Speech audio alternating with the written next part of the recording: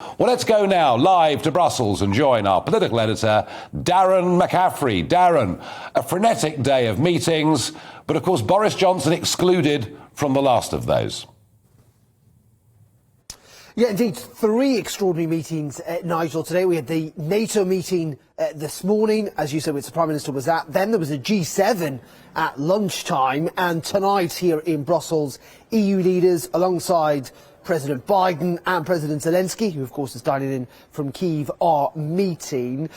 Interestingly, the two big topics, perhaps unsurprisingly though, are on sanctions and on military aid. Now, there is lots and lots of agreement on much of this, but there are, as you've rightly pointed out, some divisions too. First of all, on sanctions, Britain announced today that it's going to implement further sanctions on 65 individuals linked with the Putin regime.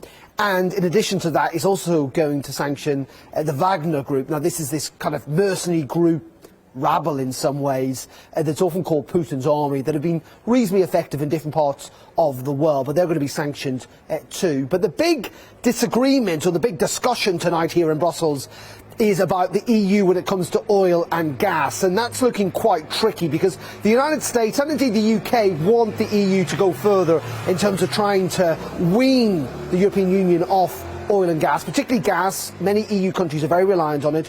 Germany a bit reticent in all of that. They are concerned that if the taps were essentially turned off, industries would be shut down and jobs would be lost, as you say, recession in Europe. But there is defiance from Germany too, notably President Putin insisting that oil had to be paid for and gas in rubles in recent days. Germany making clear that is not going to happen. It has to be in euros or dollars, as has been agreed. So that discussion is going to be had. Clearly Poland, for example, and the Baltic states want Germany to go much further.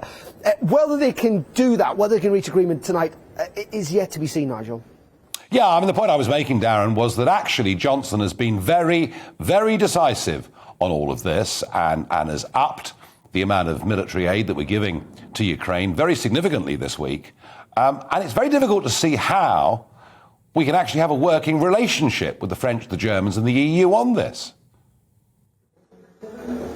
Well, it's interesting. I did put this to an EU Commission spokesperson, actually, for the External Affairs, essentially the Foreign Office of the EU earlier on, about whether it mattered that Britain was outside the EU now. They were insistent no, perhaps again unsurprisingly, saying that Britain and the EU were essentially on the same page. And we are seeing coordinated action. I mean, we will see further sanctions tonight from the United States and EU, in addition to what we've seen, of course, from the UK.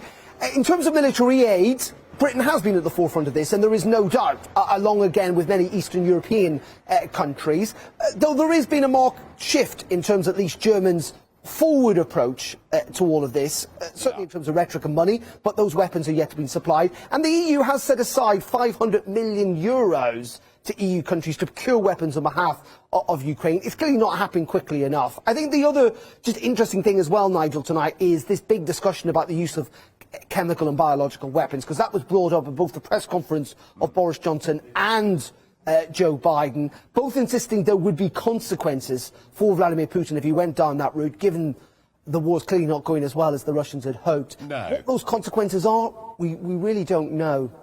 Well, we saw that in Syria, of course, didn't we, with Obama's red line, which came and went. Final thought, please, Darren, on this. Had the previous president been there today, Donald Trump, there would have been an almighty row, because he would have told the Germans, well, you know what? I told you so a few years ago in terms of increasing reliance on Russia for energy.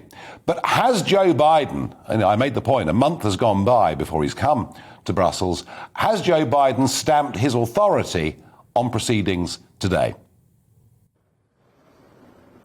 I think in some regards he has, just through the sheer position of his office. You know, when the President of the United States turns up anywhere, irrespective of who it is, there is a stamp of authority.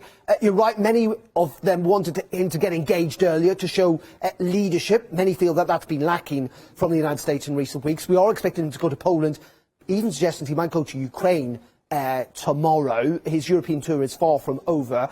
I think, just to counter a little bit of your points, and you and viewers will decide, I think you're right in terms of the pressure that, of course, President Trump was putting on countries like Germany to up their NATO spending, and that pressure did come to bear on certain countries. At the same time, there was always concern, of course, about President Trump and the US's membership of NATO, and for many European countries, they feel at least certain with President Biden that that wholehearted support of NATO is there.